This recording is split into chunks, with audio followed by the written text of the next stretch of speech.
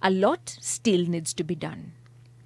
Helen Aura, NTV.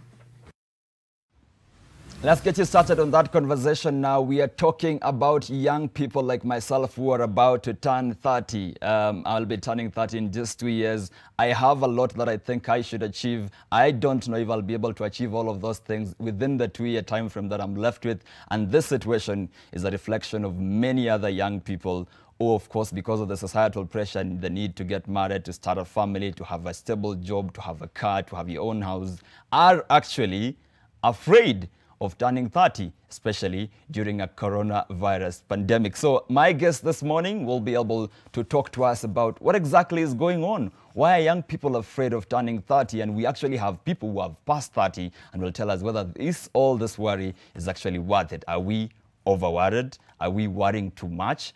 In a short while. Yes, James Chepsargon Chepcheng is a lawyer. He's 29 years old. He joins us this morning in studio. Good morning, James, and welcome to the show. Good morning.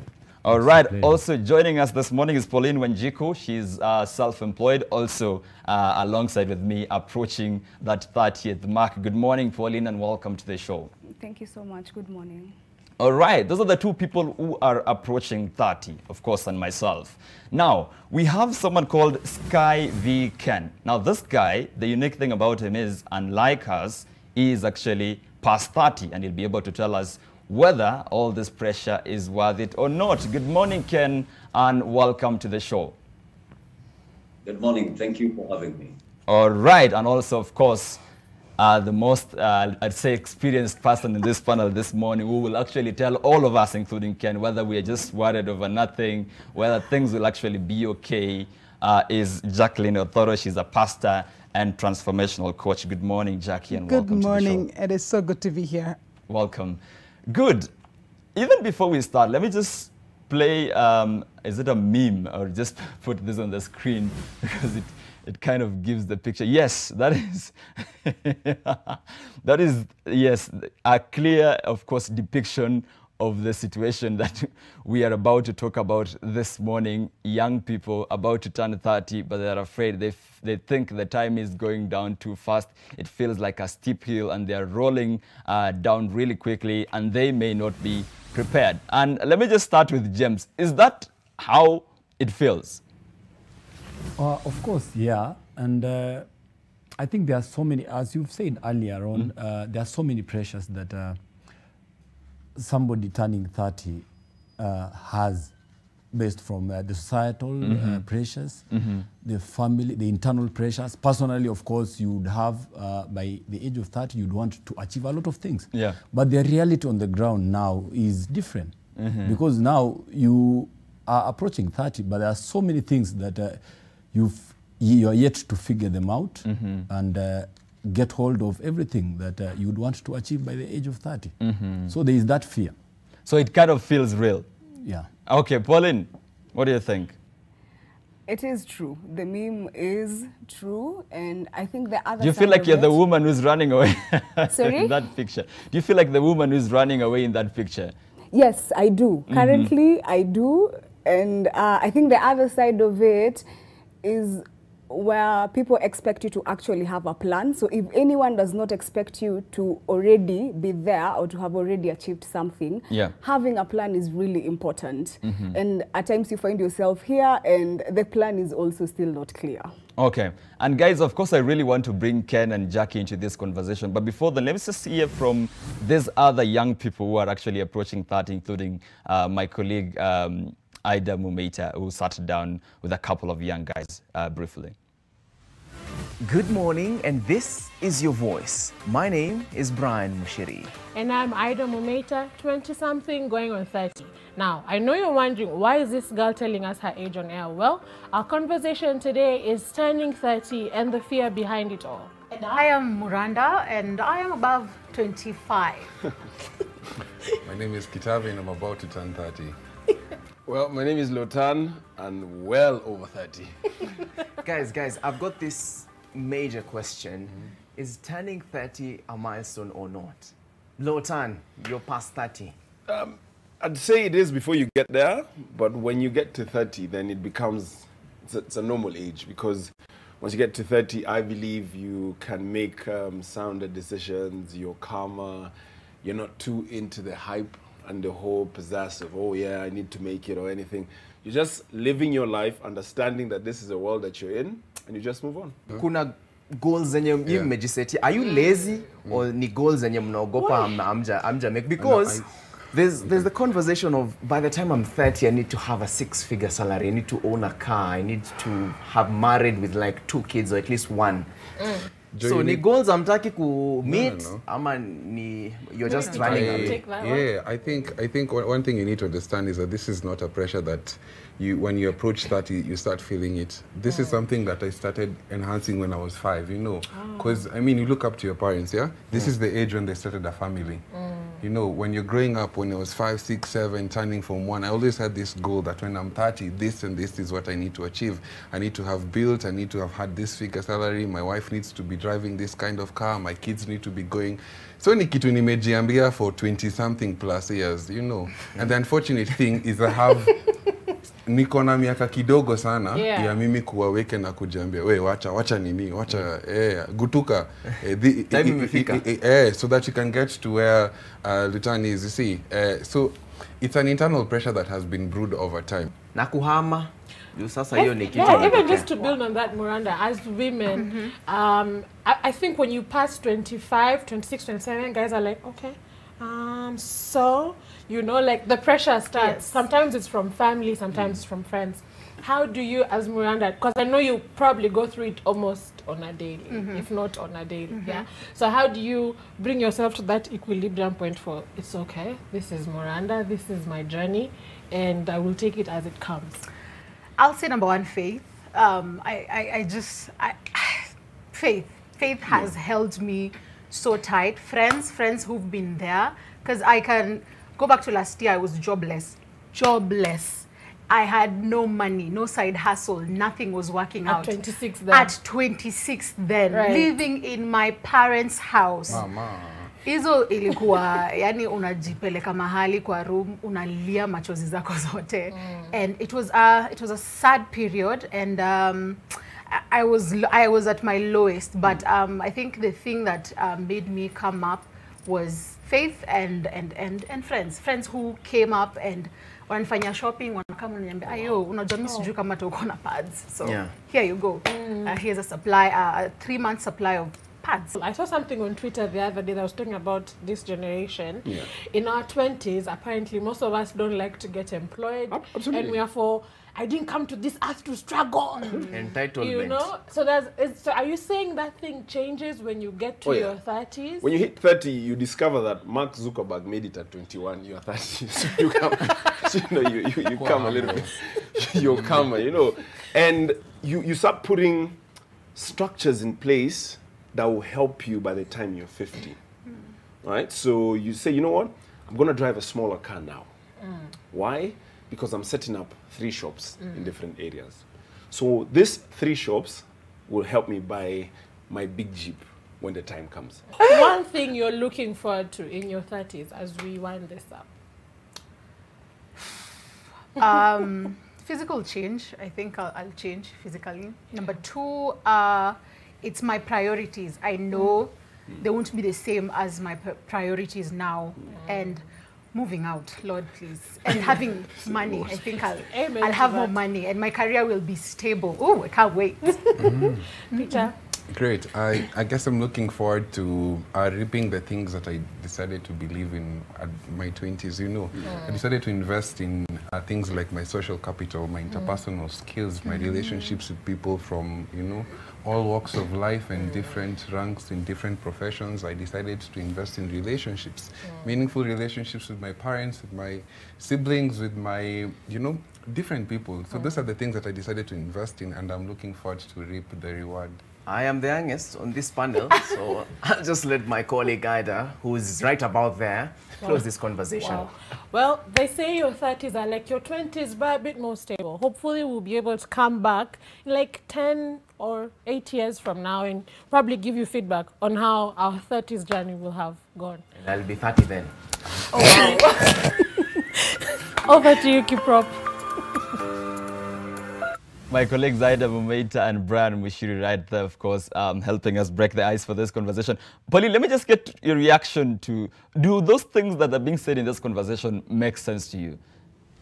Yes, they do. And I'm actually glad that they've touched on a number of things, because none of them has said that they have it figured out, that maybe the plan is working. I like how they have approached it because they've been real. Yes. Okay. James, there are certainly several things you've listed down and you know this ones I really wanted, at least wanted for the moment to achieve them before I turned 30. Yeah, of course, yes. For instance, now we have a rally. Is it tomorrow? Yes. The safari rally in Naivasha, yes. Some of the things that you would want, probably now you are shopping somewhere in Naivas, getting your stuff so that you can go down there and be part of that rally with your car, and probably if you have someone by your side, that's well enough. But you can't go if you don't have a car. Of course.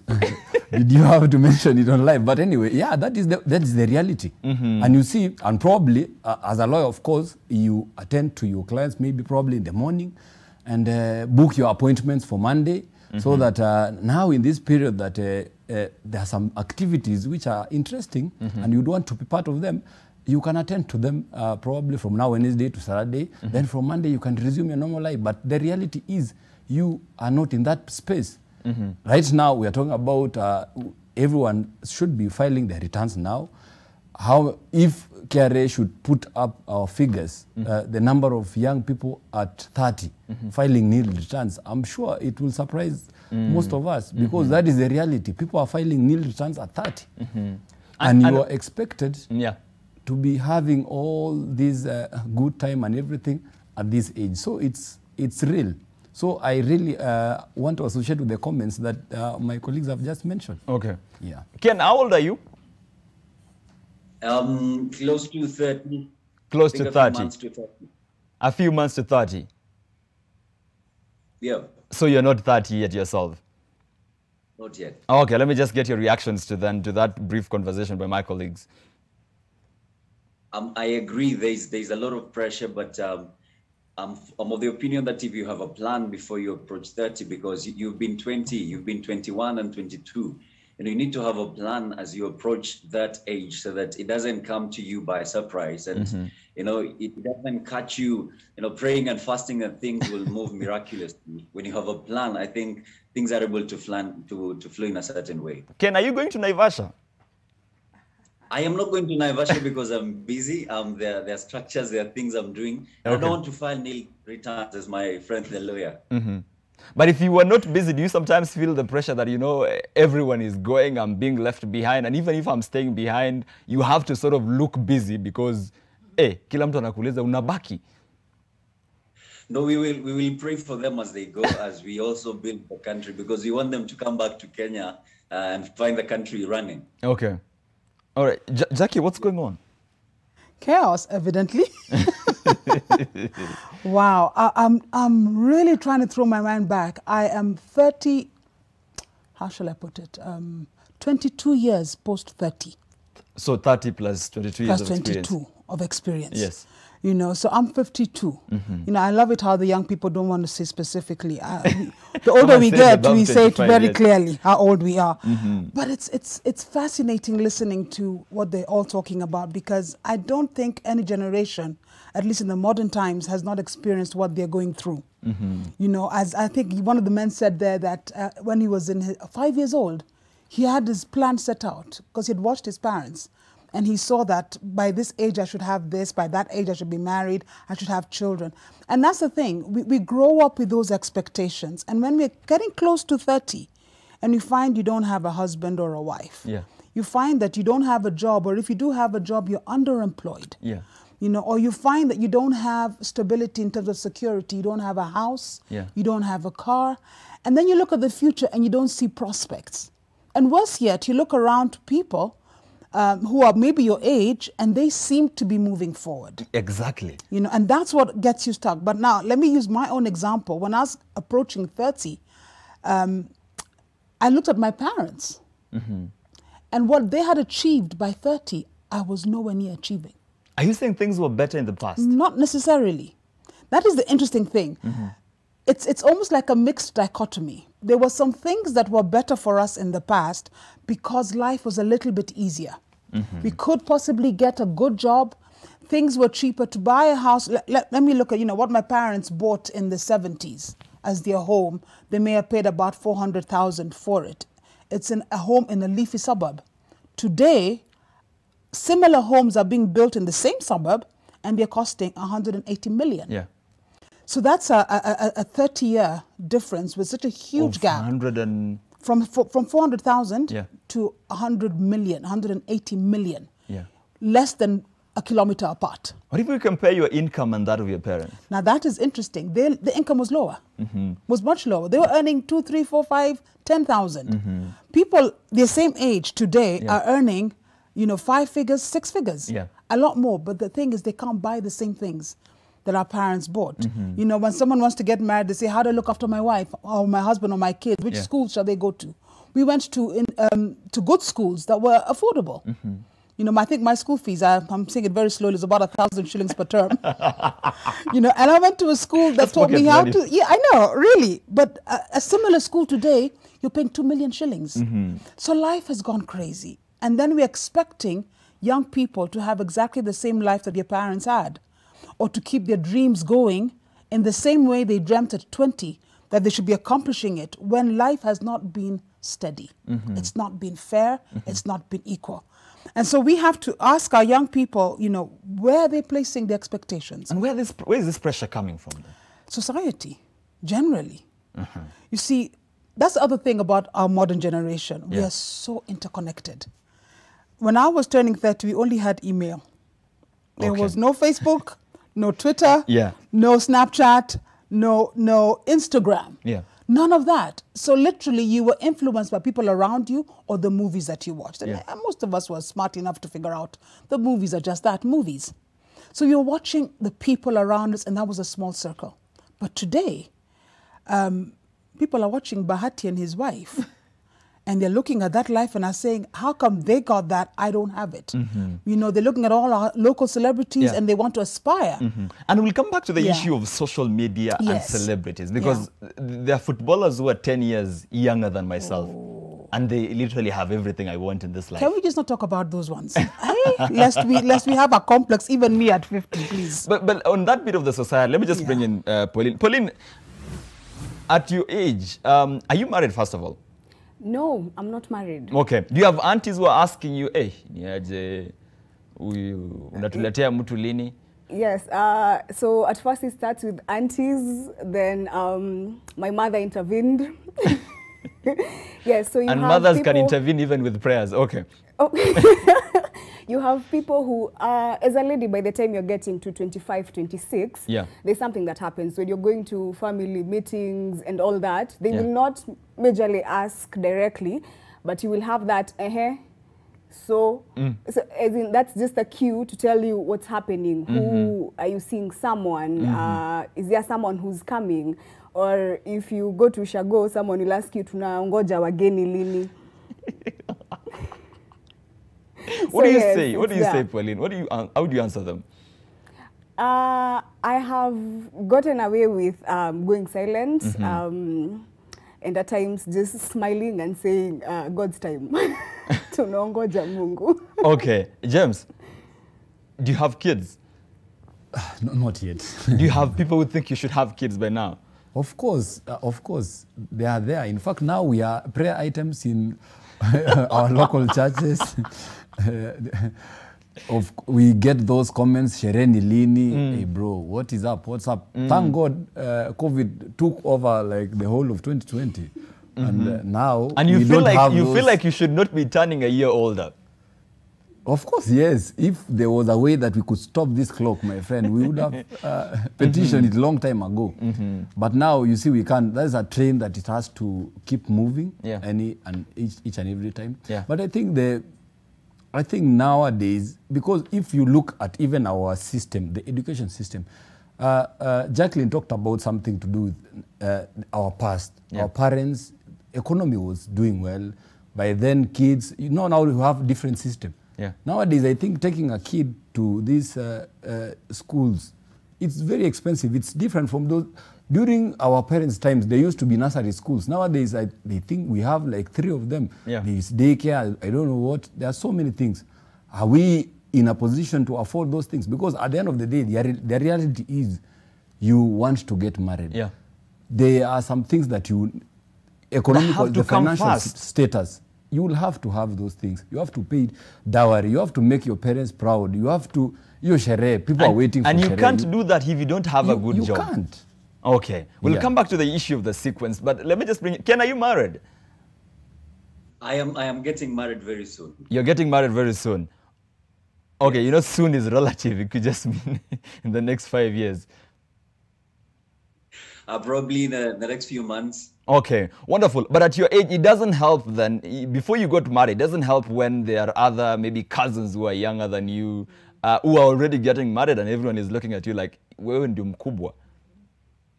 Yeah, I was there, but you know, you realize you've been seeing people, but then the people you are seeing, then they don't want to be seen. So you're caught up in these situationships. You know, you try and pray about it, and then things go left. And then the other thing is, my family, my father and my mother, they divorced at some point when I was in high school. Yeah. So there was also the fear of, am I getting these right? You know, yeah. The things I'm looking at, are they the things that really count in marriage? And then people have different goals, people have different experiences. Some will tell you don't go for a beautiful person. Some will tell you don't go for a very curvy person because somebody else will look at them and steal them away.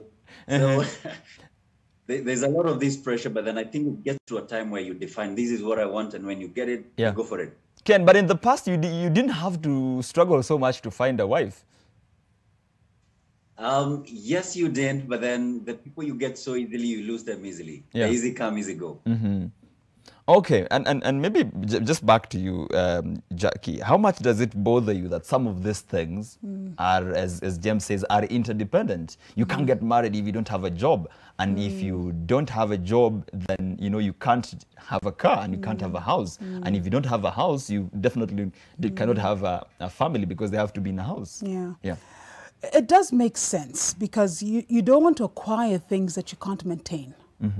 So why would you buy a car that you can't fuel, you can't insure, you can't take for service, and then it's just eating away at the little income that you already have. And I know when it comes to Nairobi is a city that you need to move around.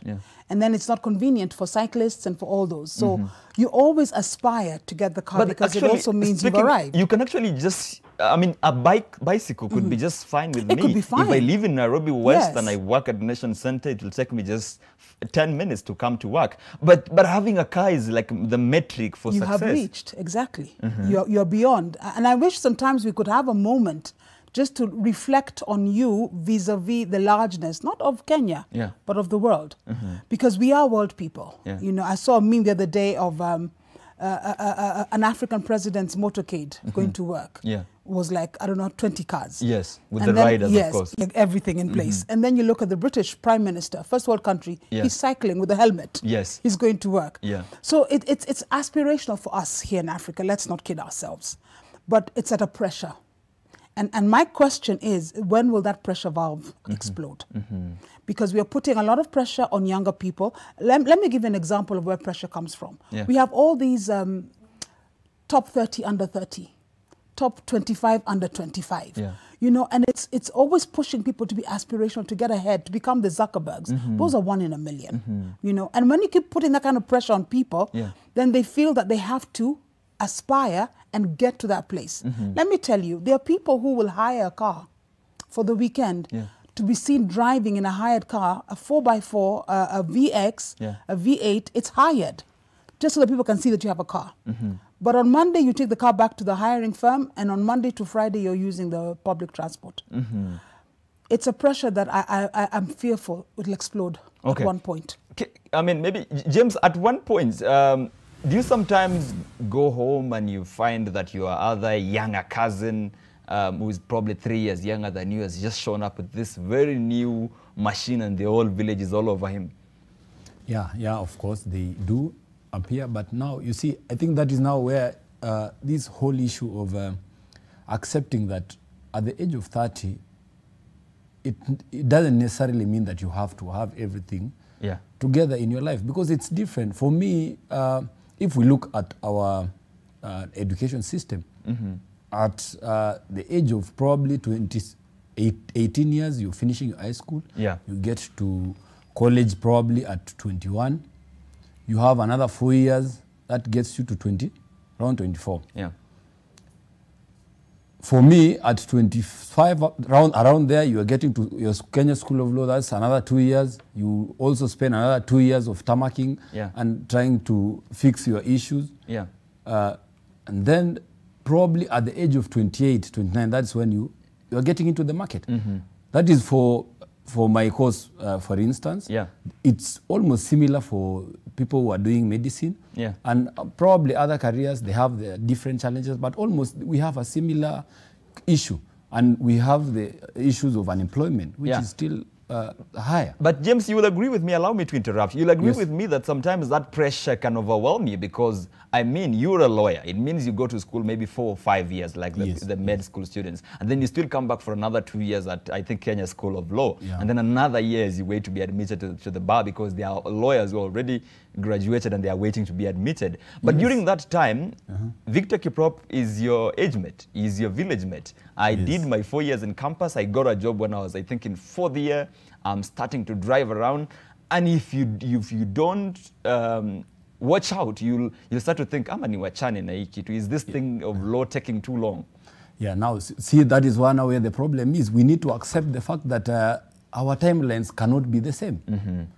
I think it's time we accept that the society needs to accept the reality that nowadays, 30s is the new 20s.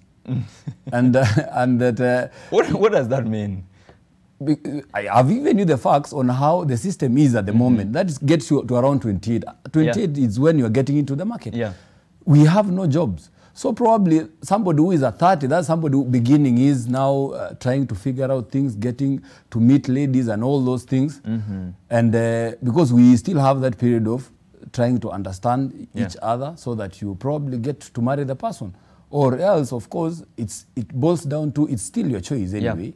If you decide to make those choices at 29 or 20 or 30, for instance, that's still okay. Because for me, I still advocate for, if you can marry early, it's okay with you. But you don't have to have done all those things by the age of 30. Pauline, James raises a very valid point. That one, of course, of recognizing that we're not the same and you should not compare yourself with other people, which is very important and is valid. But you will agree with me that, you know, not comparing myself with James, who has 3 cars and has a family already at 28, does not make it less real. It does not change the fact that is indeed is miles and miles away ahead of me. Especially because of social media, because I'll be seated somewhere and I'm wondering, my friends are posting this other one is posting that. And we can all agree that at this age, even if it's not about cars and not about houses or anything new or a new business coming up, at times you'll find yourself surrounded with people who are figuring out relationships. Are figuring out the next job, are figuring out what do I want to do, where do I want to live. And in this age, we are not shy to just put that out. So I feel like even without wanting to compare myself with anyone else, it is happening around me and I cannot just sit down and act like it's not happening. And even more so, excluding the pressure from parents and the society and all that, I myself, I'll have to put that pressure on myself, because at some point you'll need to sit down and ask yourself, okay, what is happening and where? So part of the pressure is also internal. Yes, it is, and it is highly internal. And I don't think most people understand this, but we do, at some point you get to ask yourself, okay, where are we going? What are we doing? And even if it's about meeting someone, because my friend has said about meeting new people at this age. But then you get to question, okay, we've met today.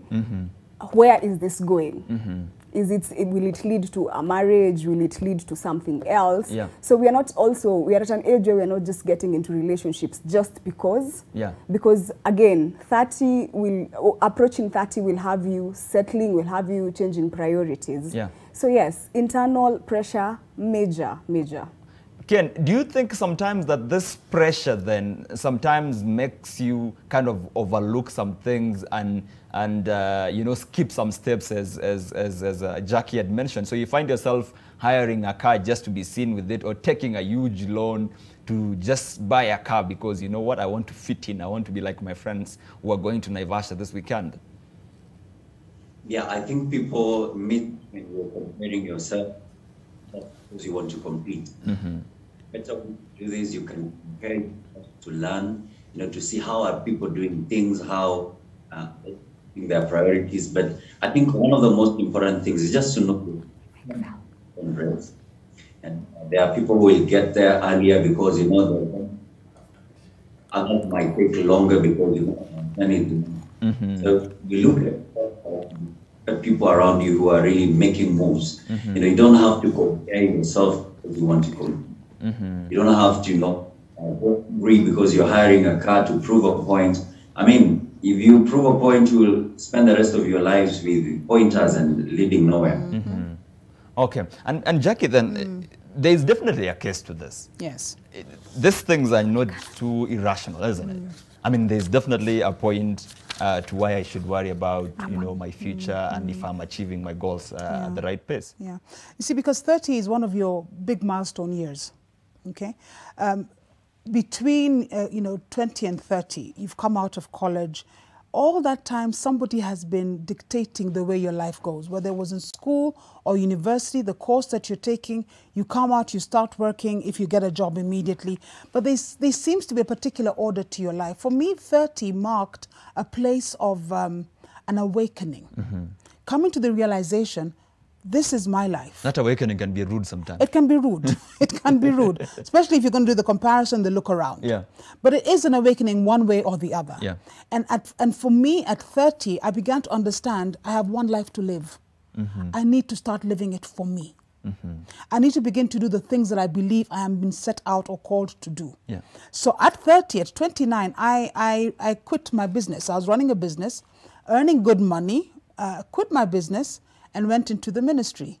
Where hold it there, because it's always the other way. Yes. James will tell you it's always the other way. No. You always, quit your job to start a business. No, I was running a business. I was on that lot that we didn't get jobs. I was a scientist by training. So when we didn't get jobs, we went into business. So I was doing business and was doing well. And I quit that to go into ministry where I was getting donations to live. Okay. A complete flip. But the thing is, mentally, it was my time and my season. I could make that choice because I knew what my life was going to be. And that's, I think, the key for most people in that transition period is, are we mentally ready or equipped to make some fundamental choices when we're approaching 30? So if you're looking and you're saying, my life, I have not gotten the job that I wanted. What will it take for you to get that job? How brave are you to make certain decisions? No matter what, everyone thought I was mad, when I made that decision. It doesn't matter what they think, but is it right for you?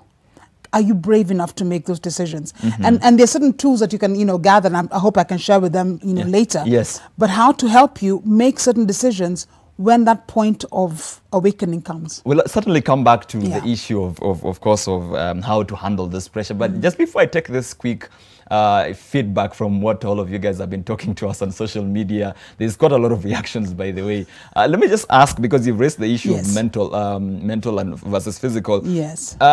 Pauline, sometimes there's the issue of, yes, physically you are 30. They're telling you that you're 30. It's your birthday. Even the whatever's, those two things they hold during your birthday, it's written 30. But mentally, you feel like 25 years. You're not ready for those responsibilities.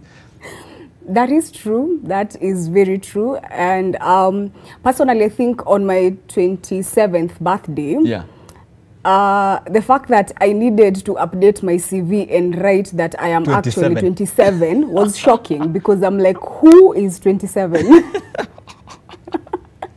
So it is true. It is true. And it's a shock at times, because like we were saying, 2020 should not be counted seriously. Aki, we should be given that one for free because nothing happened. Okay. I cannot count. You didn't do anything. You. No. Just looking at your face and the raw emotions. Let's get to see what some of you have been saying on social media. This feedback has been coming in, a lot of it, since yesterday. And remember, we asked you on our question of the day, is turning 30 such a big deal? Is turning 30 such a big deal to you?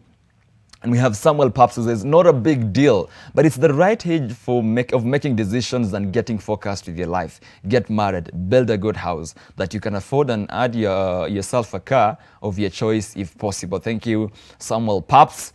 We have Mukiri Joseph says, it's the best thing that happened to me. In this life, not everyone is given the opportunity to grow old. We age by the grace of God. Thank you, Mukiri Joseph.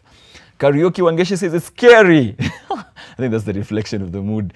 Good thing is, at 30, we are safely centered. We know how to man, I guess. We have Sammy Sam says, I'm headed there in 3 months' time. What I can tell you, my age mates, is that I honestly do not have anything to tell you.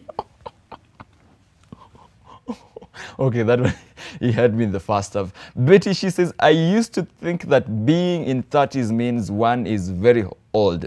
But now I feel like it's a very young age. If I had mocked you for being 30, I apologize. I was still a child. I was not thinking.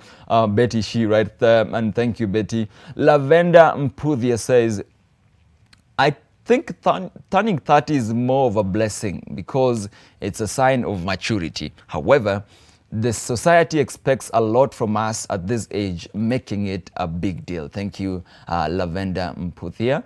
We have more. Yes, Akech Captain Jaber says, it's a big deal for me. I feel scared and at the same time excited.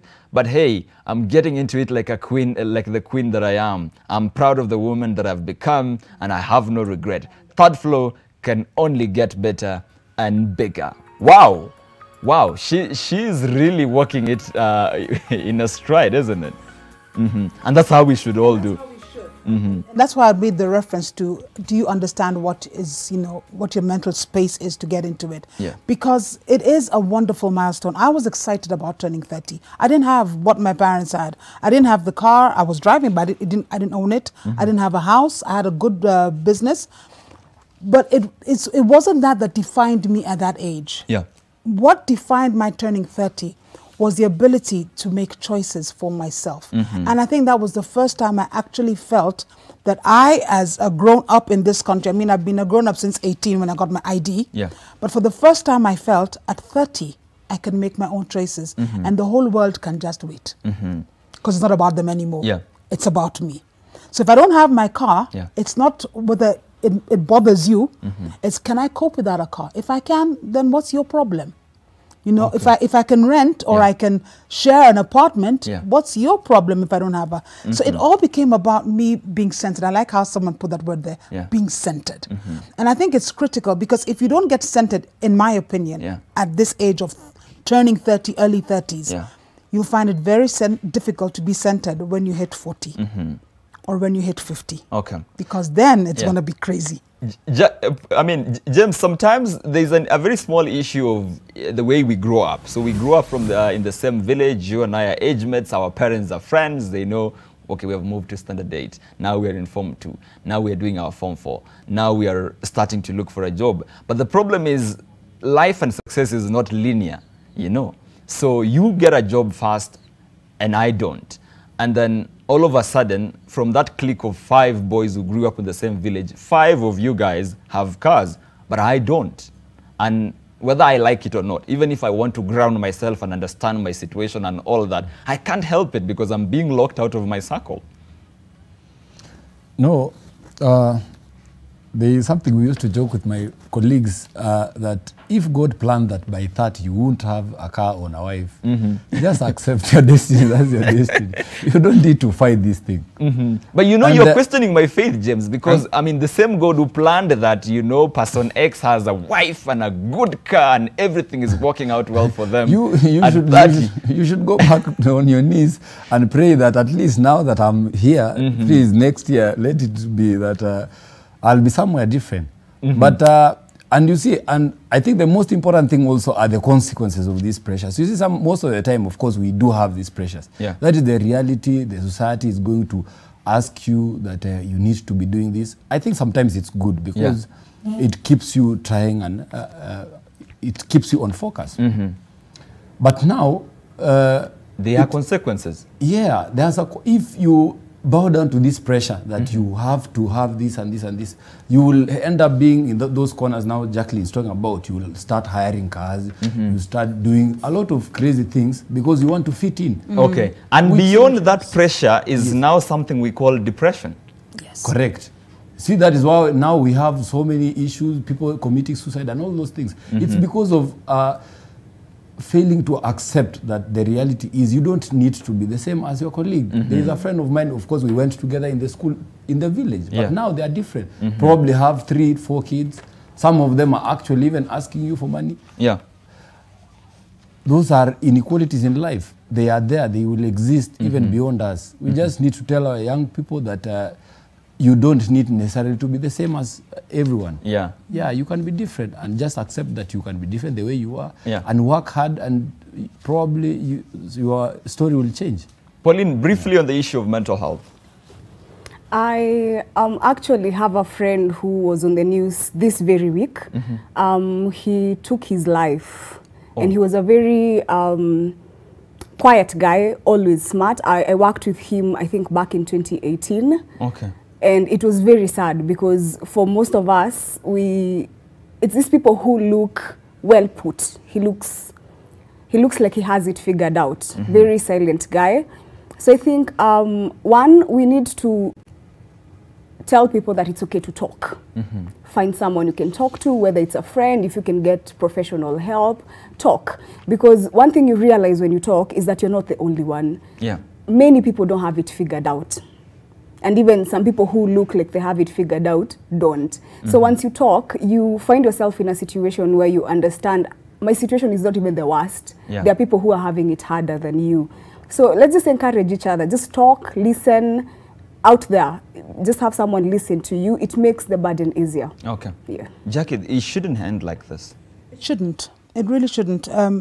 We were having a conversation a couple of days ago, and we said life in Kenya is very aspirational. Everybody wants to aspire to a higher level of life. The reality is, as they've rightly said, it's not guaranteed to everybody. You know, in my age group of people who went through school in the 80s, we have some people who are employed by WHO, the UN, and we have others who are literally living on the streets who are drug addicts. Life takes you where it takes you. So if we're living in an aspirational society, we tend to look at what we see on the outside and assume that's what we all need to get to. So the whole area of mental health, you know, the depression, it's all built up because of the expectations placed on people are too high. And I don't know, because I'm not a psychologist, so I don't know whether I even have an answer to help people begin to put balance in their lives. But one of the things that I think can avoid this feeling of aspiration is let people be honest about their lives. And let me share what my real life is, as opposed to pretending that at 52, I'm living in a 5-bedroom mansion. No, I'm not. You know, and let's be honest that sometimes life, you can have a good life without having the trappings of car, house, you know, married, but you can still have a good, fulfilling life without some of these externals. And we've got to talk more about that. We have to talk more about it. That's what we do after this commercial break. Yes, because as I mentioned earlier, on the 19th of February, of 2023, I'll be turning 30. There are a lot of things I want to achieve before then. And of course, how do I handle the pressure between then and now so that I can achieve the things that I can achieve within my capabilities? And for those that I do not achieve and are on my timelines, will it mean that I will be a failure? We answer that and all the other questions that you have after this quick commercial break. Don't go anywhere because, of course, my guests are staying with me.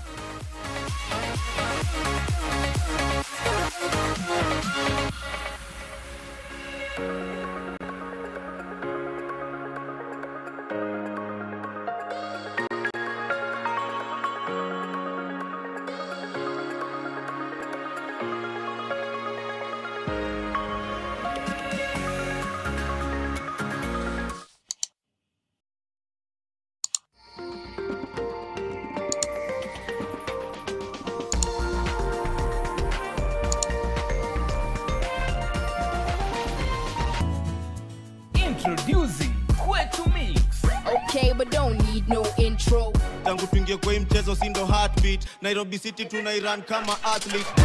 If you know, you know. We have a banger. Ni show, ni wapi uliniona? Kwetu Mix on MTV. Hapo tu. Tutakuletea updates zote about all the trendy and popular entertainment events. Yes, bana. Ini vibe ya kibazu na form iko true. Bazu, big man, bazu. Bazu. Mi ufanya biz na mabazu. Join me, Ted Agua, right here on your favorite channel. Hatuna maneno kukwetu, tunapendana kikwetu. Kwetu Mix on MTV.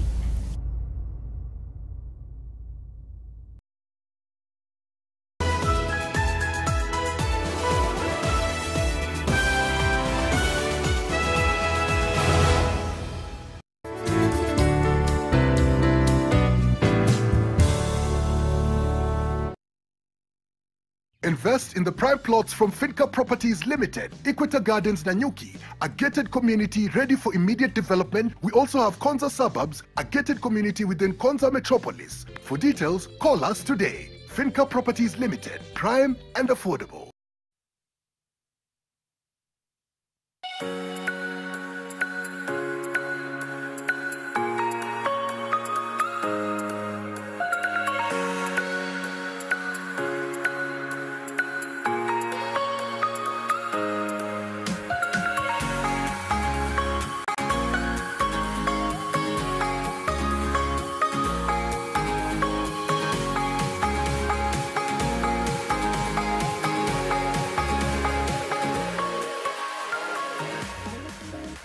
You're watching Your World on NTV this morning. Thank you for staying with us because my guest, James Chepsargon Chepcheng, who is an advocate, Pauline Wenjiku, who is self-employed, Sky V. Ken, of course, who is the CEO of Fearless International, as well as Jacqueline Othoro, who is a pastor and transformational coach, are staying with me as we continue this conversation about the fear of turning 30. Why are so many young people in their late 20s like myself, so afraid and anxious about turning 30?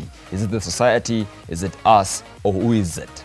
And of course, we will be talking shortly about how we can handle the pressure. But before then, we asked you to be part of this conversation. Remember, we asked you to tweet us at NTV Kenya and at Victor Kiprop _. Use the hashtag #NewNormal on Twitter. We asked you on our question of the day, is turning 30 such a big deal? Is turning 30 such a big deal? Remember, you can call in, by the way, if you can't tweet, if you're on social media. Julicia MC Okwato says, or Makokwato, he says, I turned 38 years ago, which means he's 38. I'm turning 38 soon, and it isn't a big deal to me. Thank you. All right. Osebe Sami says, the thing about turning 30 is you're no longer allowed to use some excuses. That is Osebe Sami. Thank you, Sami. And of course, GK Destiny says, kufika third floor is not easy. Just a big deal. Imagine waking up at 3 a.m. and start lecturing yourself. This earth is hard. This is hard. Thank you, Destiny. And Christine Tina says, why lie? It's a big deal, but I'm ready to embrace everything that comes with it. Thank you, Christine. We have more. Yes, Waidera Njoroge says, a huge deal. You become a teenager again, but not the fun parts of teenage. It's skin breakouts, moodiness, anger issues, weight gain, then mixes with old age problems like backache, hormone issues, and everything else. It's hell. Thank you, Waidera Njoroge. She has really packed everything in that and whole emotions in that text. Matanga Senior says, there's nothing so worrying like turning 30s yet jobless, without family and no plans for such, and lacking social network. Thank you, Matanga Senior. And Akech Captain Jaber says, it's a big deal for me. I feel scared and at the same time excited, but hey, I'm getting into it like the queen I am, and I'm proud of the woman that I have become, and I have no regret. Third floor can only get bigger. I think this we read out earlier on. Akech Captain Jaber. All right. And of course, we ask you to continue. Mangori Jr. actually says, it's not a big deal. It's the whole deal. Thank you, Mangoli Jr. and all others who have sent, of course, your responses, your reactions. Remember, we asked you, is turning 30 such a big deal? Of course, keep sending those reactions on Twitter and Facebook and YouTube where we're live. If you're not on social media, you can, of course, call in.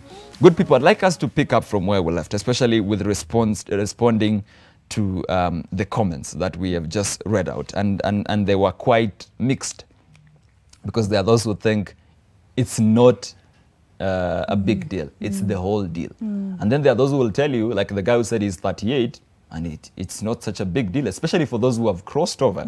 So maybe we can start there. And you know, age is a number. You will approach it, you will be it, and you'll pass it. It's just a number. It's all. Is it really? It really is just a number, because it's what you do. I feel like you have the privilege of saying that because you're past that.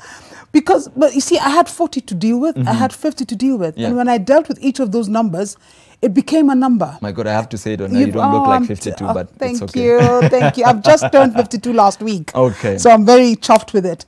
Why I say it's a number, it's because it's the attitude you have when you're crossing over.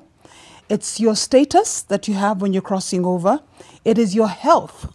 We don't talk much about it, but the older we get, the more we struggle. We're not invincible like when we're in our 20s. In 30s, it's true. You begin to feel your joints. You begin to have a bit of aches and pains that weren't there when you're 25. So it's balancing all those things and understanding it's a season I'm going through. Okay. And maybe Pauline can respond to that, because Pauline, we forgot to mention that there are also physical body changes. You're not the 18-year-old or the 21-year-old you were the other day. But let's start with metabolism. So you cannot eat all the burgers and all the pizzas you'd like, or take soda every day. You actually start to realize that your body is not, breaking down food as good as it used to. And then here you start now thinking about things like exercise. Actually, in your teenage, anytime you see someone who is so careful about those things of sugars and what they eat, they feel so 60-something. You're wondering what's their problem, is in it. You'll be jumpy by the end of the day. You won't have it in your body system. But again, and for females, there's something that is placed on your head, the biological clock. Okay. Yes, and for most people, it starts at 26, like I said. So people start, they feel like you don't understand it, or you don't know how serious it is. So they start asking you, are you thinking about bringing someone? Because, apparently having a baby when you're younger is better than when you're older, and all those things. So yes. And you've actually mentioned 26, and I remember there was another small meme that we heard about someone turning 26. I don't know if we can get that. It would be so beautiful if we could get it. It was about someone who was turning 26. So on one hand, they're celebrating turning 26, but on the other, let's look at it. That's it. Me thinking about how my birthday is in 3 days versus me thinking about how I'm about to turn 26 and I'll be one step closer to 30. James, is it that serious? It is. Now, I think the real, we've just talked, she just mentioned about the biological clock. I think that is the only real issue that we should be discussing about, because that is something that you can't fight. That's a scientific thing that has been proven, that with age, the issue of fertility and all those things are going to be a problem. And I think that is where we need to invest more of our resources in empowering our young people, probably to develop those technological advancements that will allow us to probably preserve our fertility for a future date when we will be comfortable to handle our future generation. Yeah. I also don't get why. Yeah. It feels like the issue of fertility is put more on us Africans than the whites. And I'm sorry to say, but white people are 32 when getting married and planning to start families. Why do I have to start at 26? Why? But because maybe I can actually bring Ken at this point. Ken, sometimes the fear is, especially among men, that, all my guys are getting their kids, and then I'll be the guy who will be going around the maternity corridor at 50. You know, about when you're very old. Yeah. That you can't relate. You're wondering why you love. You know, you can't even your kids because you're too old, toothless, and you can't even take pictures of you. So, you know, when you're hanging out with your peers and you look at how they're doing their things, I think it puts some pressure on you that I really need to get there also. Yeah. And then let me just say, yeah. This thing about I want to be like somebody else, that is where the whole problem comes in. When you channel out your own path, you know, you define your own path. This is what I want to do, just as the lawyer. You know, this is the amount of work that I need to put. This is the amount of years I need to put into defining my path. Yeah. Then once you get there, now channel out the other things. But you can't just want to be like anybody else. You know, you're a lawyer and you want to be like a pastor. Some pastors are getting married very early.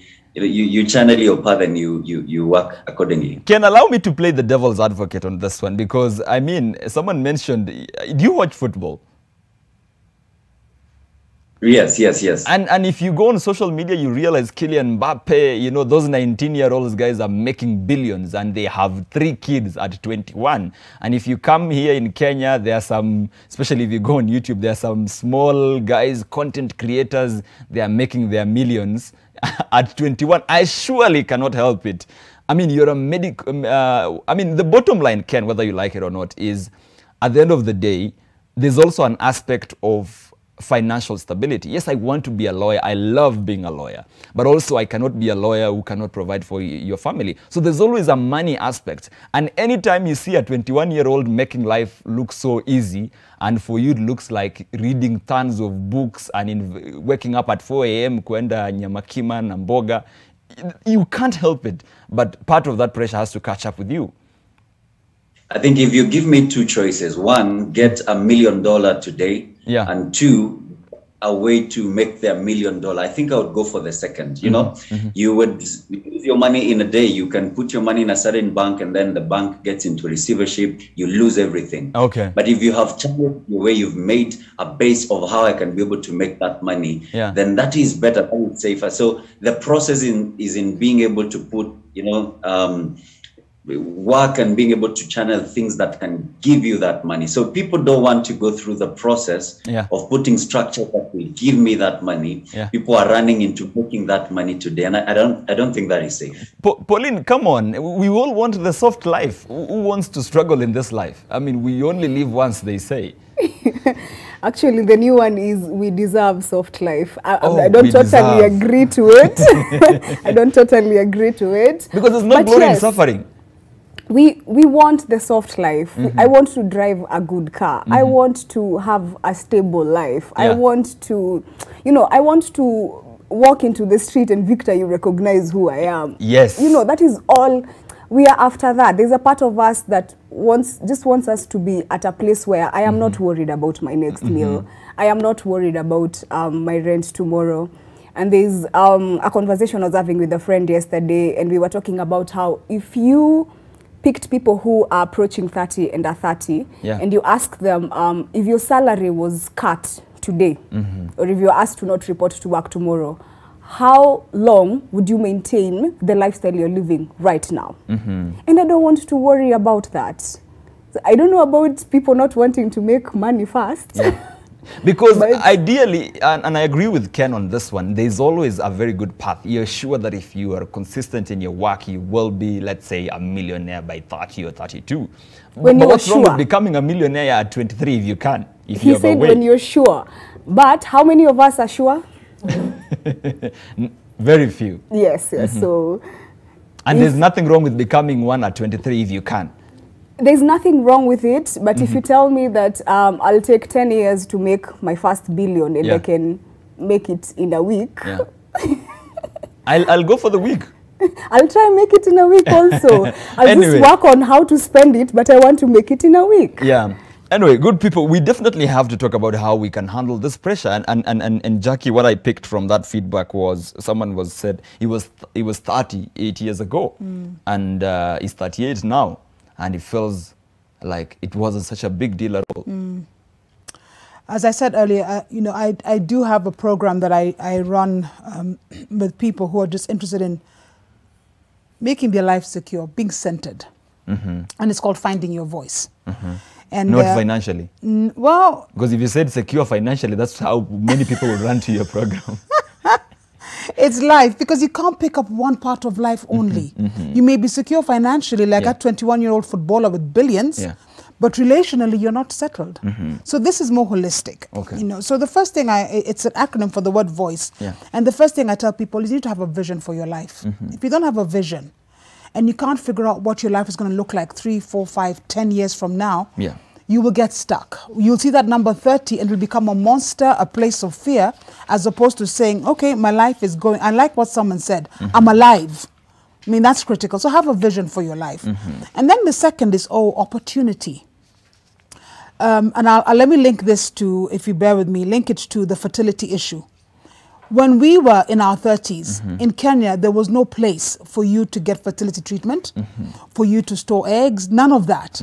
But today, 2021, there are lots of places. People are able to do things. So there are opportunities around us, jobs, businesses. You know, farming has become such a big thing, you know, among young people, because guys are making good money out of farming. There are opportunities. You need to figure out what yours is and grab it. And then I is inspiration. You know, they tell us that, is it Newton was sitting under a tree, an apple fell, hit his head, and he said, aha, there's something called gravity. Where are we inspired in our lives? Where do we get our inspiration from?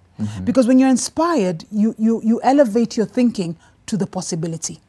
Okay, so we need to find things that inspire us, people that inspire us, engage in their lives, situations, you know, callings that inspire us. Get engaged, because when you get inspired, you yourself will elevate your life. You'll come up with something new. You'll figure out that it's just a number.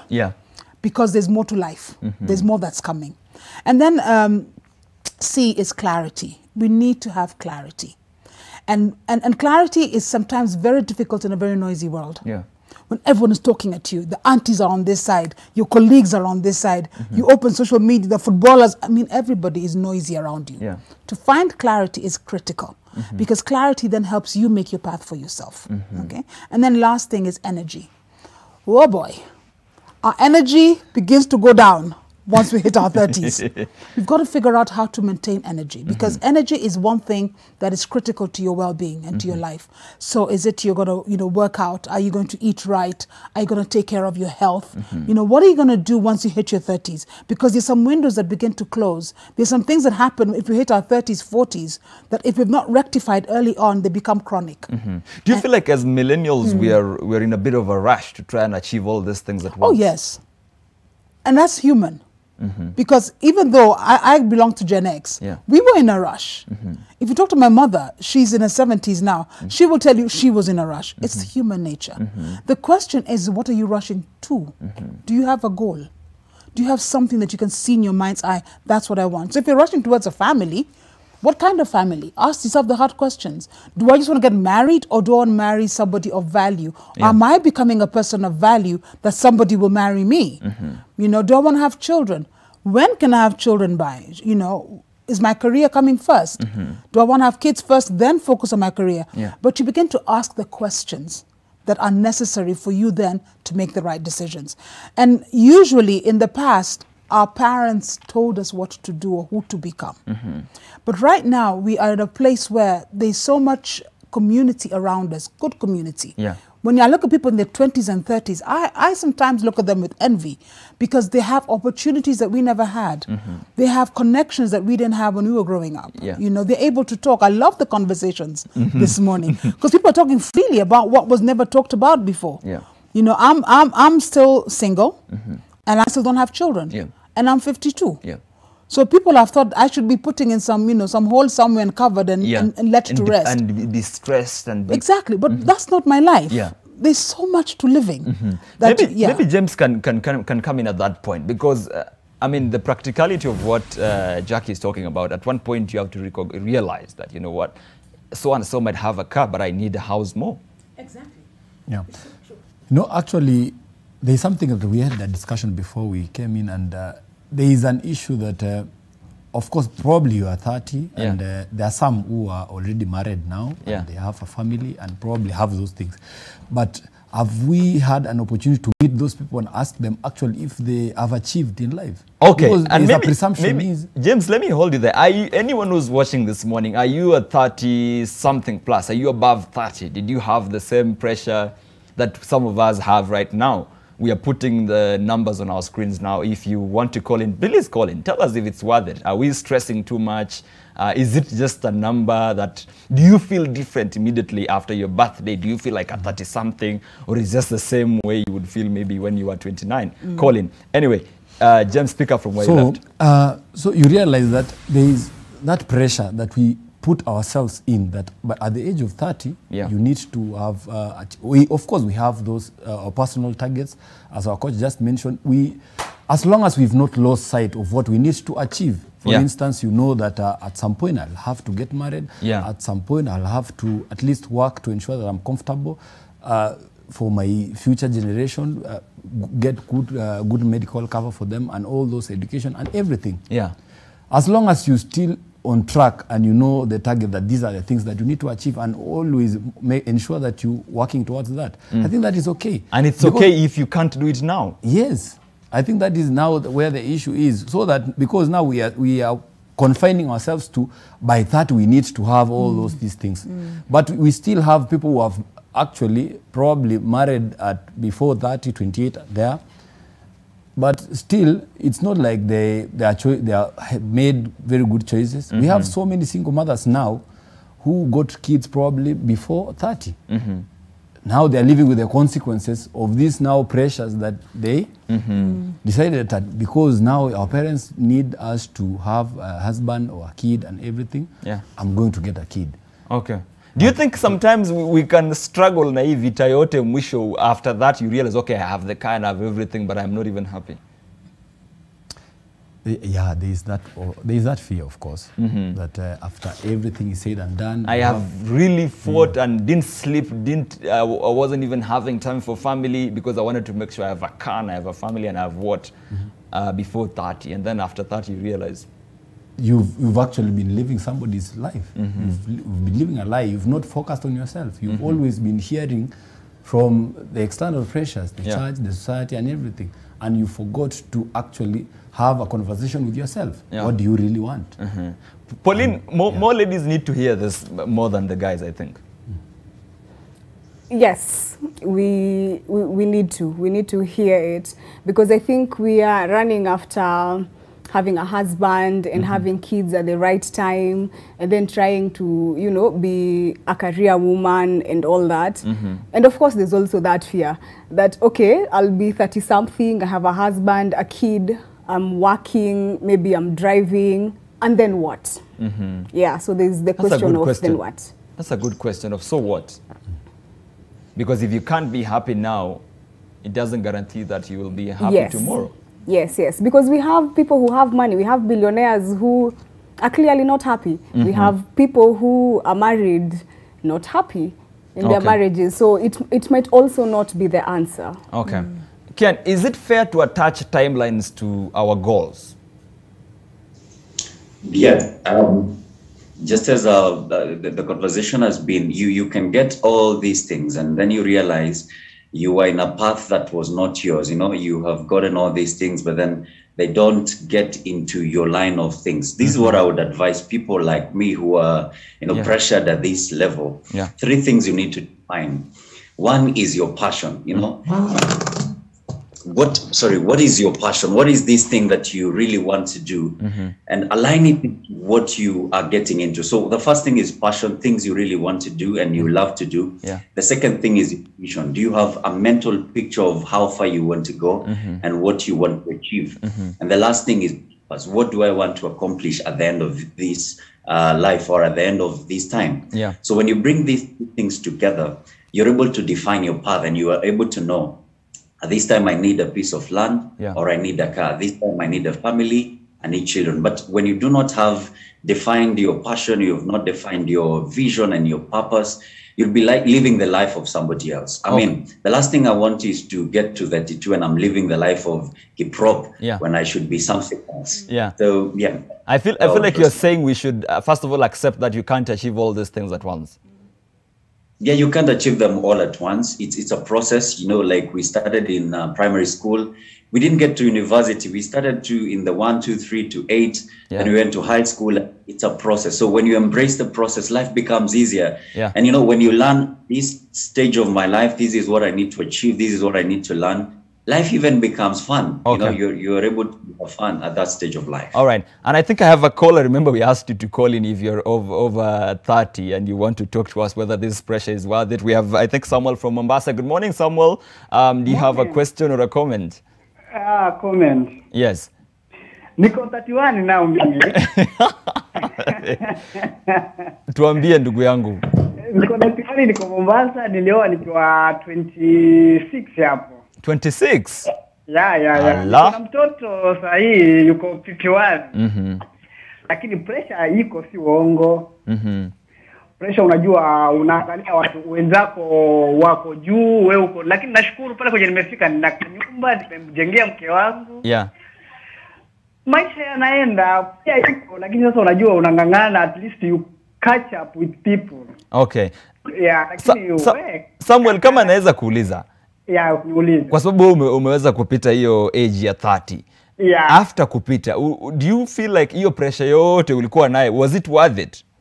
Okay, mwanzo hata sikuipata hiyo pressure, sikuona wakati huo, sikuwaza mambo ya 30, nilikuwa na focus tu kwa sababu nilikuwa nimepata family na inataka kukula, so sikuangalia mambo ya age. Yeah. Mke wangu hajafikisha 30, sijui kama atapata hiyo pressure, lakini sasa aya, sikuangalia sana hiyo age, lakini nilikuwa naangalia watoto wangu watakula nini na kia hiyo pengine baadaye nje niangaliwe na wenzangu kwamba ulioa mapema hivi ndo kunaenda. Nilikuwa nangangana nihakikisha at least wamepata pale kwa kuishi. Lakini sasa kwa wewe ambaye umefika ile promised land, ukituangalia sisi ambao maybe tuko pale 28, 27, 29 na tuna uoga mwingi, tuna pressure nyingi, tunataka kufanya hii, tunataka kufanya ile, tuko na watoto, tuko na gari. Unaona kama hii pressure ina maana ama ni sisi tu tunajikosesha usingizi bure?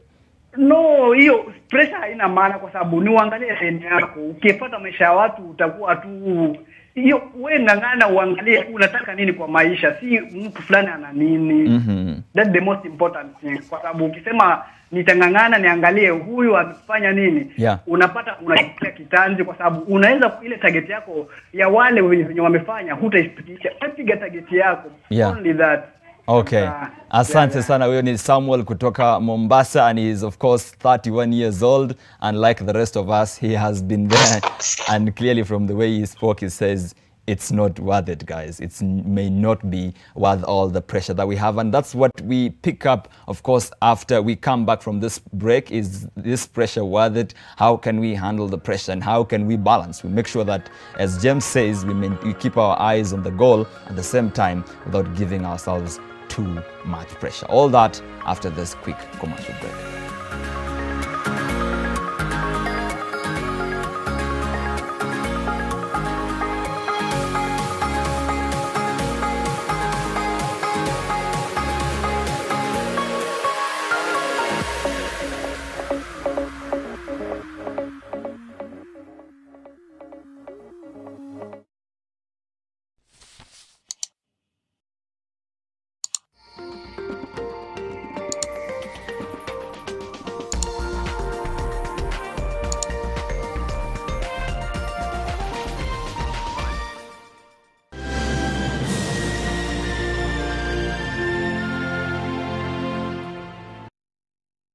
Malaria ni ugonjwa hatari sana unaoua watu wengi hapa Kenya. Japo kuko na corona, hatari ya malaria bado iko. Mtoto huyu alikuwa na joto jingi, kutetemeka, kuumwa na viungo na uchovu. Alikimbizwa hospitali ya umma ambako sheria za COVID-19 huzingatiwa na ni salama kwa shughuli ya upimaji. Vipimo vilionyesha kuwa ana malaria, na papo hapo daktari akampa dawa za malaria na kumshauri azimalize, na ili kujikinga wawe wakilala ndani ya neti iliyotibiwa. Malaria husambazwa na mbu. Walio hatarini ni watoto wa chini ya miaka 5 na akina mama wajawazito. Kupimwa na kutibiwa ni bure katika hospitali zote za umma.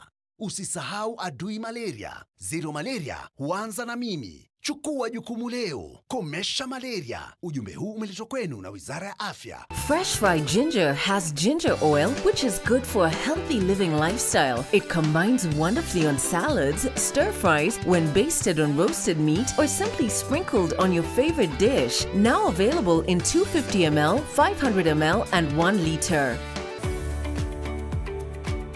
We are all bound to experience loss and grief at some point of our lives. He was the only person that I had. The only thought that I had was suicidal thoughts. I really avoided anybody who called me and told me about Pole. We talk so much, give very innocent statements that are intellectually very accurate, but emotionally barren. Somebody telling you again, like, it's all God's plan. But they were not old. How is it God's plan? Yummy. I know. Nitamu. It's no surprise. The good quality baked bread from Pole is festive good. Chukua yako moja leo.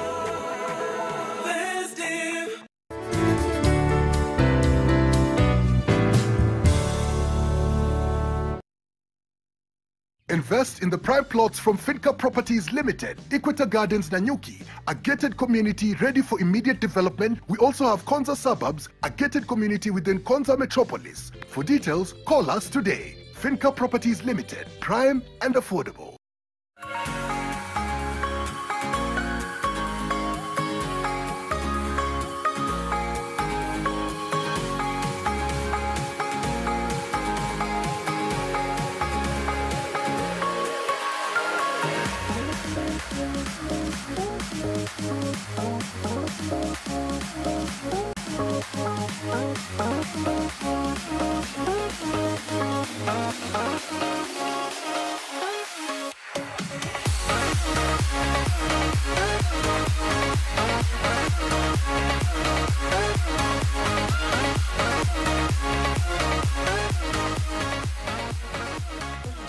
You're watching Your World on NTV this morning. Of course, we are talking about young people approaching the age of 30. It's a huge milestone. Some people are anxious, some are worried, some are afraid, some want to stop the clock. They feel like they're running down a very steep hill and they want someone to stop the count. But that's what we talk about this morning, is all this pressure of wanting to have a family and a car and a house before turning 30. Worth all the hype? Of course, we'll tell you in a short while. But remember, we asked you to be part of this conversation on social media.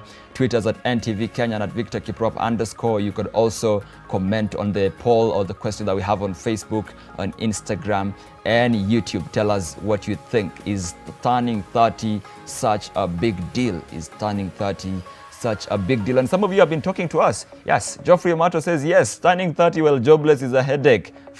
Puts a frowning face. Yes, we are yet to decide either to marry or take alcohol as we wait for death.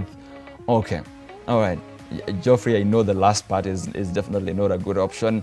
Martin says, unless there's a list of achievements set by life itself, which one must attain by 30, then there is no pressure. Be happy to see 30 years. Live life.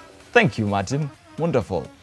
Queen B says, it depends on what you have been doing for the last 29 years.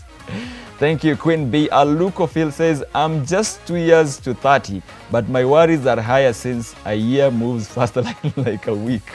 Thank you, Phil. And Chris Gweth says, it is. Socially, you're perceived to have matured. Physically, things begin to slow as metabolism grows slower. Mentally, your major parts have developed quite a lot, and professionally, most have decided on a path to follow. Thank you, Chris Gweth. Quite comprehensive feedback. So Mudhoni says, yes, on my birthday last month, I celebrated my 30th birthday with a big headache because I focused on what I had not achieved, and for sure, it was not easy. I think we will, of course, dwell on that bit. And Brian Oko says, a very big deal, full of self-evaluation, fears, regrets of choices you made. But the good thing is the future becomes clearer and you know what you want. Thank you, Brian Oko, part, of course, of the hundreds of thousands of feedback we're receiving on all our social media platforms. We can only sample a few, and thankfully part of what we have sampled are really comprehensive. Let me just come back to you, Jackie, on this, because even from what part of that feedback, someone has said, unless these achievements have been set by life itself, unless the giver of life says, if you don't have a car by 30, you will die, then I'll not give myself pressure. Wow. And you know, some of these supposedly life accomplishments, you know, the giver of life, he holds all the cards. And I've seen God do miracles in people's lives in their 40s and 50s. When you talk about women, and they still have children. Normal, healthy children at 53. So yes, we do put a timeline. I was actually seeing a story last week like that. I mean, and it's happening a lot more frequently, you know, in our days, as opposed to our mother's time. Yeah. So yes, we're putting some barriers around us that even nature is not putting. And I think I like what James had used this word. He said it quite severally. He said, you know, I've got to.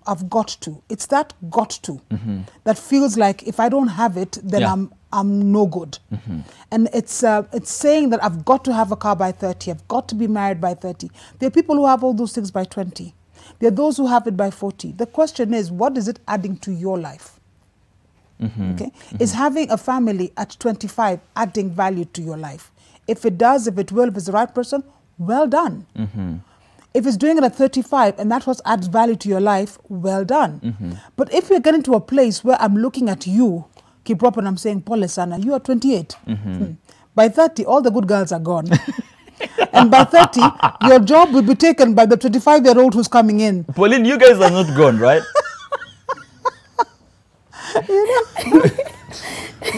Not yet. Let's go and keep your eyes open for those ones. You know, look for them. Don't let them slip. Thank you. That's we have 2 years. It's okay. But really, we really have to talk about removing this, attaching this, you know, life accomplishments to time. Yes. Because as they are right now, it sounds like they're time bound. If you don't do it by this time.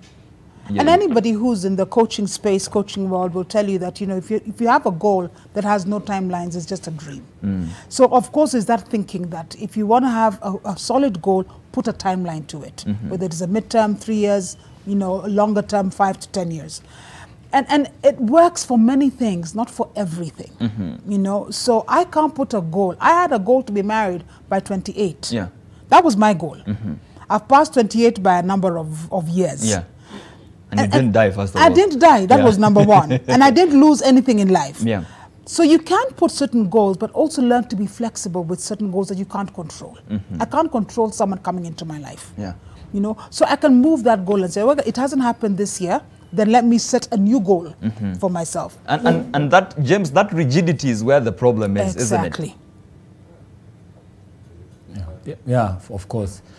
Because you're telling yourself, if I don't do this by 25, then even doing it at 25.5 feels like you have not done it. Exactly. I think she just mentioned it. We have those personal targets, but you have to be flexible with them. But now the pressure from the society makes you think that the world has come to an end just because you've not met those targets by that particular age, probably 26, 28. Because, of course, at the end of the day, everyone has some targets. Yeah. And most of the time, it doesn't mean that you get them within the timelines that you've set for yourself. But when that happens, there's some explanation. Yeah. Like now we've talked about how 2020 needs to be scrapped off from the calendar because it was not useful. So if you've not met your targets, for instance, the resolution of that year, you can push it forward because you know, there was no way I was going to achieve these things. But now the society comes here and it tells you, bro, you are just a failure. And sometimes these things are not out of our hands. It's COVID-19. It's not me. It's beyond your control. It's beyond you. If I may jump into that, I think when we talk about 2020, it is very interesting to see that some people's lives continued. People got married in 2020.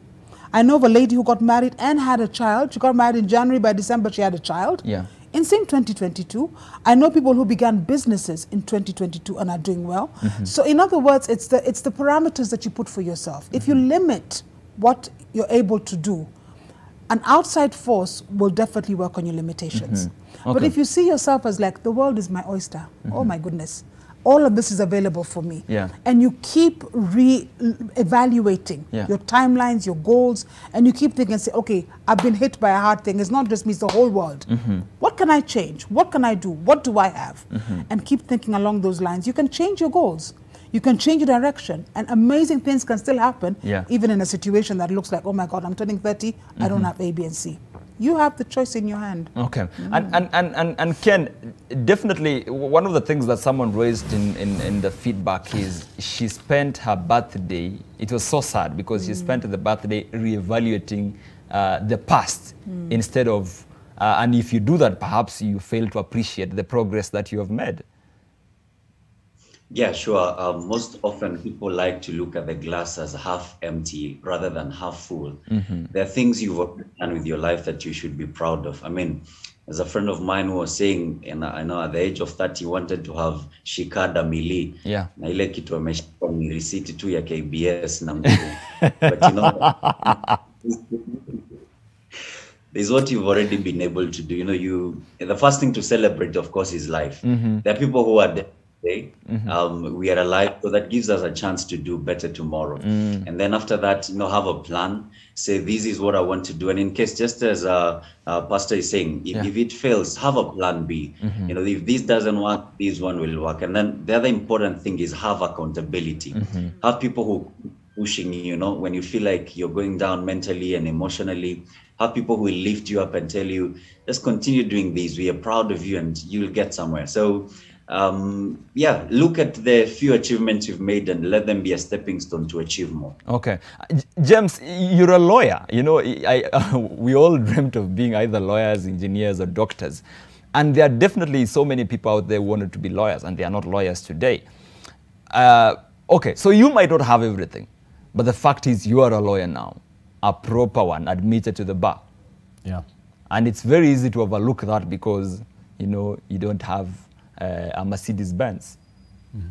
I think, Danny, Kev just mentioned something that sometimes you might get lost in appreciating your achievements. Sometimes when you actually focus so much on all these issues, now we're talking about pressures from friends, colleagues, and family. Yeah. Because now you will not even appreciate yourself. And I think it's incumbent upon ourselves to appreciate each and every step that we make. Whether Jacqueline talked about maybe 2020, it was rough. For some, they made some good progress. And we often, for us Christians, we say God is God of all seasons. Yeah. It doesn't matter whether things are bad, you can actually be doing well. And if we take that thing positively, even going forward, probably at beyond 30, there will be still seasons for you to do well. Okay. It's not necessarily defined by, it's not confined to particular age parameters. Yeah. Pauline, you might not have everything. You might not have even anything at all, but you actually have yourself. True, true. And I think that is something that is not talked about enough. That as much as you have people around you, as much as you have friends around you, we need to get to a place where you show up for yourself on a daily basis. Because you can lose everything. You can have it, then lose it. Anything can go away. But if we get to a place where we show up for ourselves, we get to a place where I know I will never leave me.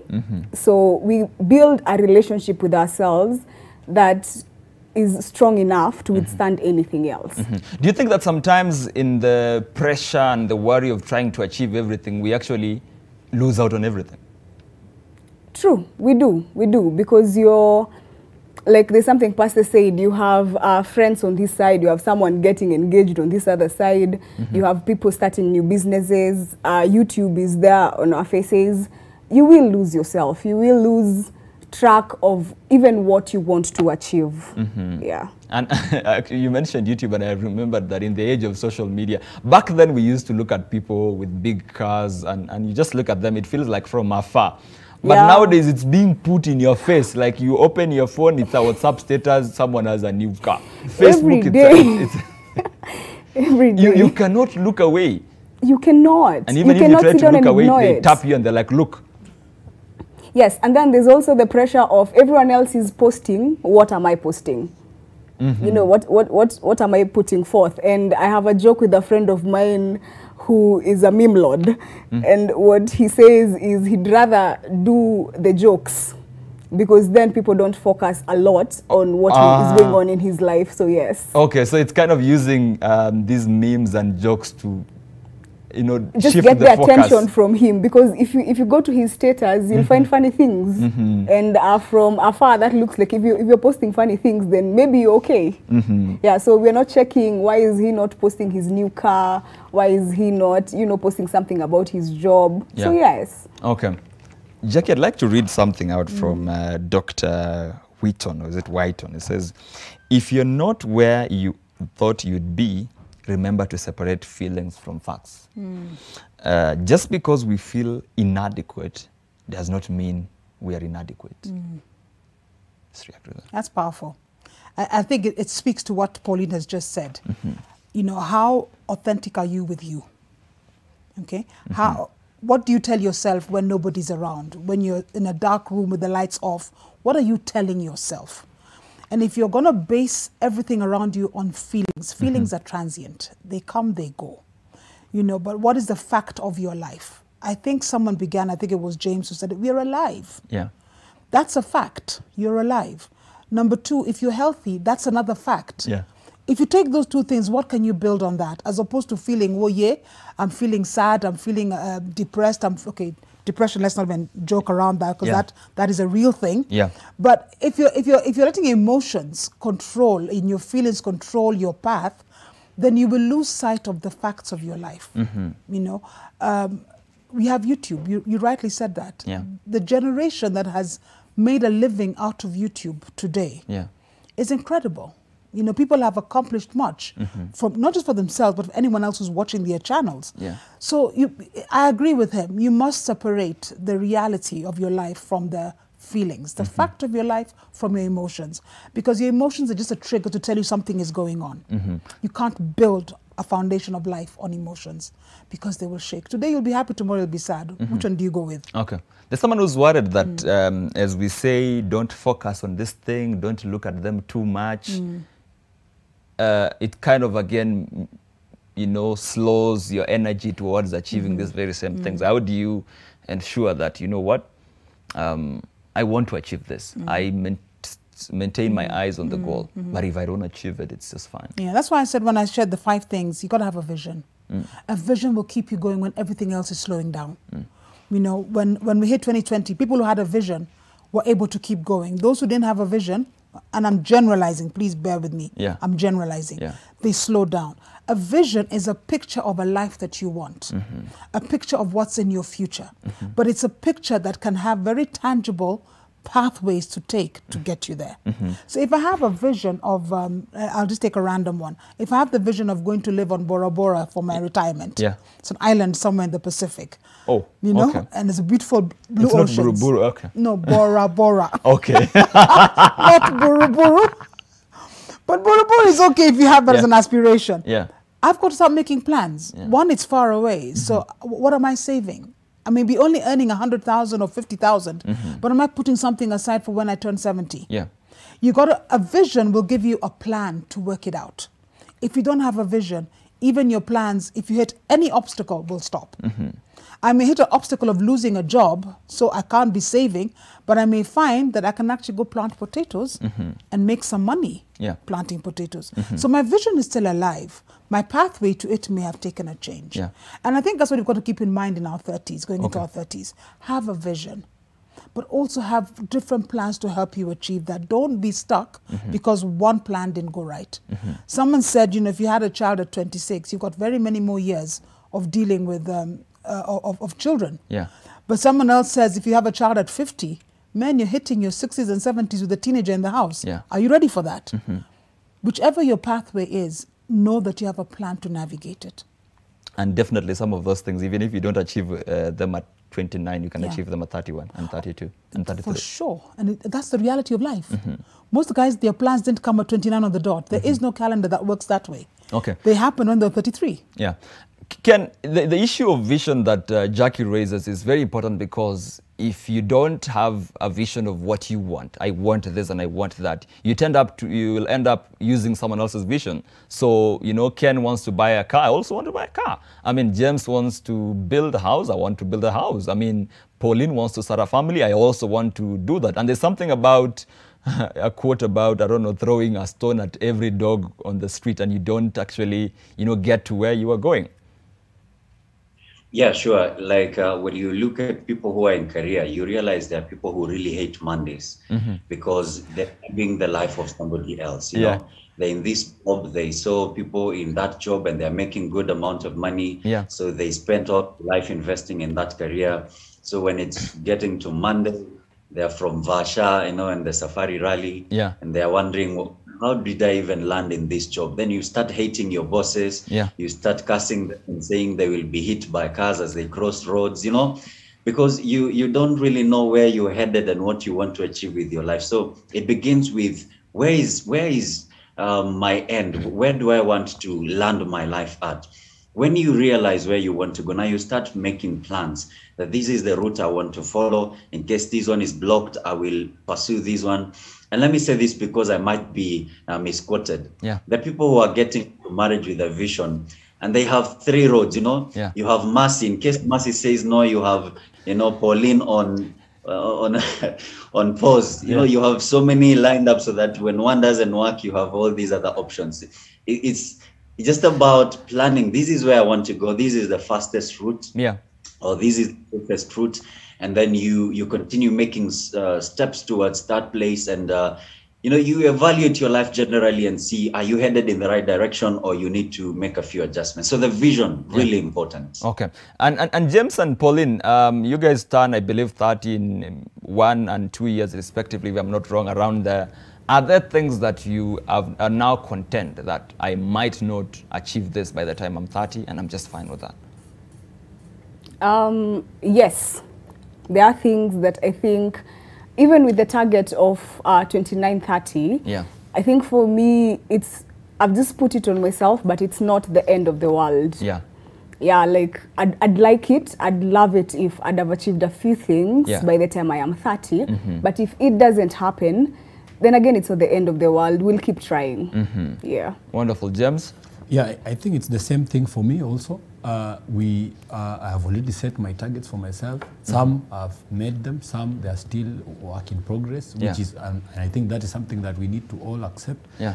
That it's all work in progress for all of us. Yeah. And we need to be selfish about ourselves. Yeah. Selfish about what we want, because all these things we're talking about, they are external. Sometimes it's good to focus on yourself and try and see what is good for you, because at the end of the day, these pressures are going to be there. I need you to be doing ABCD, but what do you want personally? So you need to be selfish about the things that you want in life so that you can probably be safe, because we can't avoid all these things that are coming now from these other factors. Okay. We have to start to wrap up this conversation, unfortunately, because of time, and I have a couple of feedback that I want to sample. But I just want you to respond to something small, because there are also those who are now, you know, for us, we are 28, 29. It kind of makes sense if you have that pressure. There's also the group of the early 21s who do not know that for James to be where he is today, he has gone to school for 4 years, he has gone to Kenya School of Law for 2 years, he has served as a non-paid intern where he was only paid with morning tea, he has been paid 2,000 shillings, or even internships where you pay the company for giving you an opportunity. They don't look at that progress, they just want... Quick. That's a difficult generation to talk to. Let's be honest.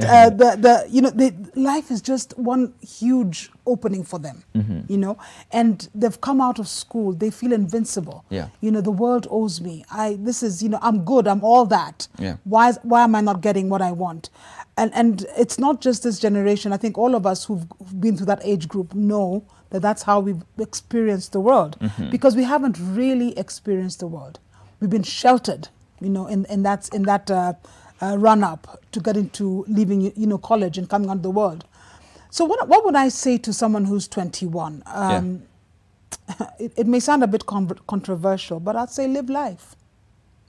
live life. There are opportunities that are there for you to take. You know, get involved, get engaged. You have a lot of, you got two things on your side that older people don't always have. You have time and you have energy. Make them work for you. Okay. You know, if you're excited about traveling, figure out how you're going to travel. If you're excited about volunteering somewhere, do that. If you're already in college, you know, have an awesome time in your uni years. You've got to maximize those two things, your time and your energy. Okay. And I think at 21, it's very hard to tell someone live like this, because the nature of being 21, 22, 23 is you're exploring the world. I think we need to let them explore. Okay. But maybe give them enough tools to be able to explore sensibly Yeah. and to be able to get something out of the exploration that will hold them in good stead as they grow older. Good people, we have to wrap this up. I need to take a quick roundup of your closing remarks. But just before I do that, maybe a last round of what you guys have been saying on social media. Remember, we asked you on that question of the day, is turning 30 such a big deal? What do you think for those who are, of course, about to turn 30, and for those who have already turned 30, is turning 30 such a big deal? Let's get to see the feedback now. Yes, Teddy Nelson says, make decisions in your 20s. That will help you in your 30s. Thank you, Teddy. Let's get to see more. Yes, Julia says, of course, especially if you haven't achieved goals you set, but a walk in the park if you have achieved everything or almost everything that you wanted. Thank you, Julie. Mijele MJ says, it's a very big deal. There's the age a lady can look for a husband hadi kwa church and still get him a mature Subaru boy. And for men, there's the age you stop posting pictures of alcohol on your timeline. Try to focus. Thank you, Mijele MJ. And Jeb Korir Tamnai says, heading there next year and hoping to have achieved some of my goals. I'd say it's a big deal. Kuzeeka sio mchezo. Thank you, Jeb Korir. Yes, and Eunice Marubo says, I realized it was not a big deal. Thank you. Once again, something I'm noting from the feedback, it's mixed. There are those who think it's a big deal. There are those who think it's not a big deal.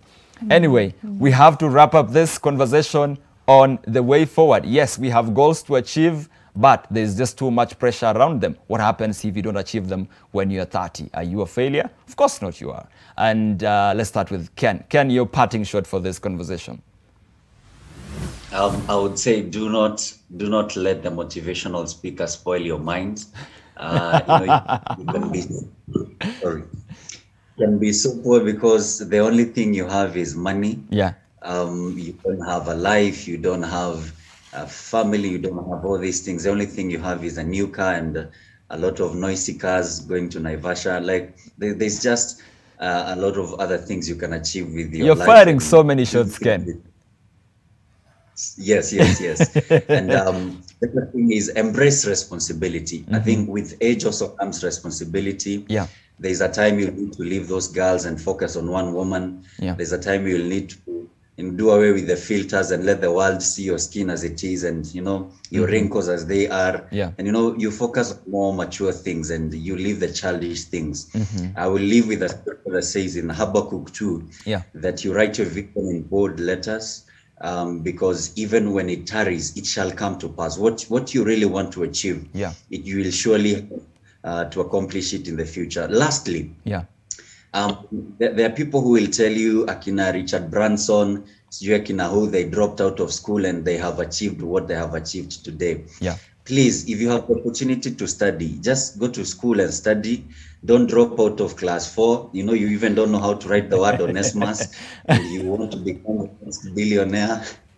Like, if you have the opportunity to study, just study, and surely one day you will achieve what you have desired to achieve. Okay. I guess the point that Ken makes is the Kina Zuckerberg are, dropping out of Harvard and whatever, and Oxford, and we are dropping out from what? I don't want to say it, but it's a school that was funded by CDF. It's day and night, girls and boys. Anyway, Pauline, your parting shot for this conversation. Two things. One, I'd like to ask the people who are way past 30 to just try and be really lenient with us, because it's not easy. And I also hope that when I am way past 30, I'll be more accommodative, because now I understand what it means to be here and to, you know, be in this situation. Number 2, I have a friend of mine who keeps saying, please remember to breathe. So please, remember to breathe. That's a very important reminder.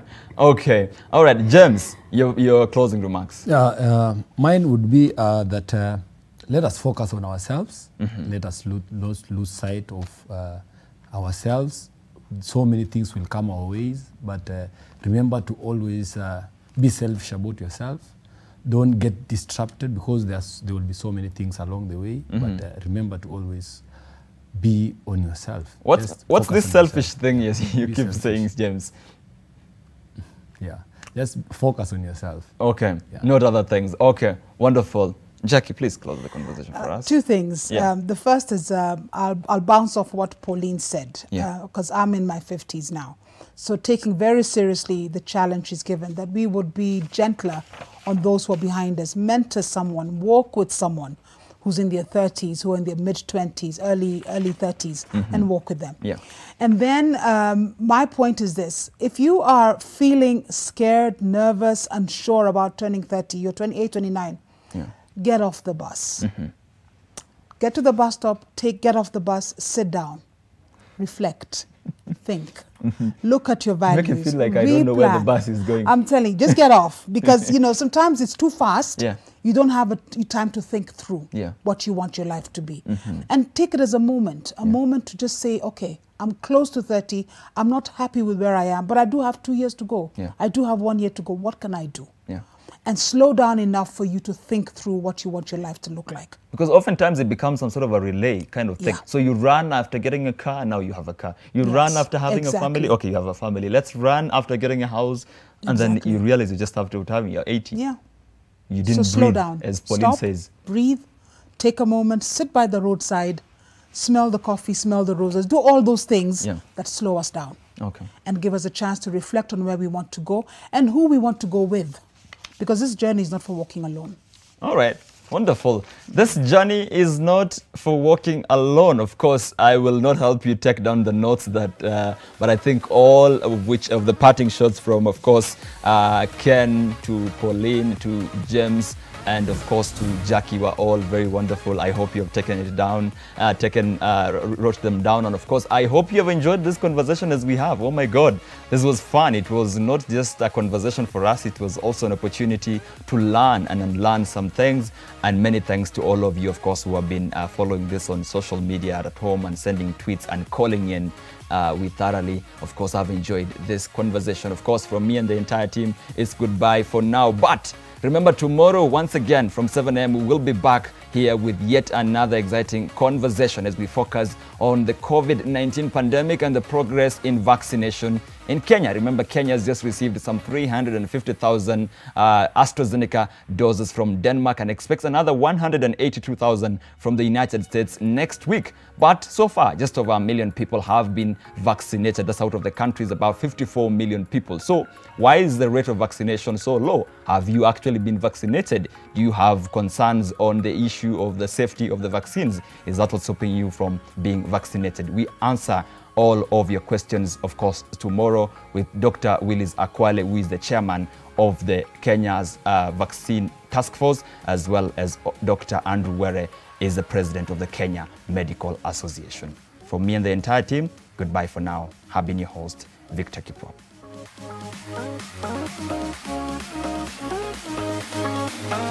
Thank you.